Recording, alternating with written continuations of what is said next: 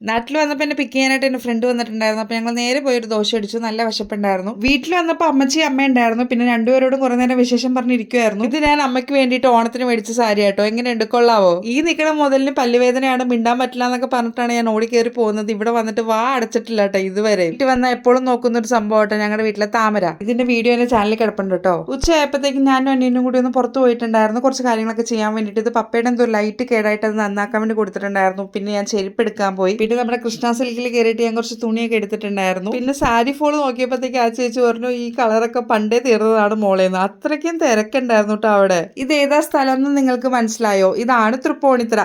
നമ്മുടെ അത്തച്ചമയം ഘോഷയാത്ര നടന്നില്ലേ, അതിവിടെയാട്ടോ. അത്തച്ചമയം തൊട്ട് ഓണം വരെ ഇവിടെ ഭയങ്കര തിരക്കായിരിക്കും. ഇപ്പോഴും നല്ല തിരക്കുണ്ട് കേട്ടോ. അതിനിടയ്ക്ക് എന്റെ പട്ടിഷോ എങ്ങനെയുണ്ട്. അവിടെ നമ്മൾ പോയത് കരിങ്ങാശ്രയിലുള്ള ഈ ഒരു ഷോപ്പിലേക്കാണ്. റീസെന്റ് എന്തോ ഓപ്പൺ ചെയ്ത ഷോപ്പാണ്. എനിക്ക് ഇതിനെപ്പറ്റി വലിയ ധാരണയില്ല കേട്ടോ. അത്യാവശ്യം നല്ല കളക്ഷൻസ് ഉണ്ട്. പിന്നെ എല്ലാത്തിനും 799 ആട്ടോ റേറ്റ് ഉണ്ടായിരുന്നത്. അങ്ങനെ അവിടുന്ന് 2 ഷർട്ടും എടുത്ത് അപ്പുറത്തെ കടയിൽ കയറിയിട്ട് ജ്യൂസും സ്നാക്സ് ഒക്കെ കഴിച്ചിട്ട് ഞങ്ങൾ വീട്ടിലേക്ക് പോവാണ്. അപ്പോൾ ബാക്കി നാളെ കാണാം.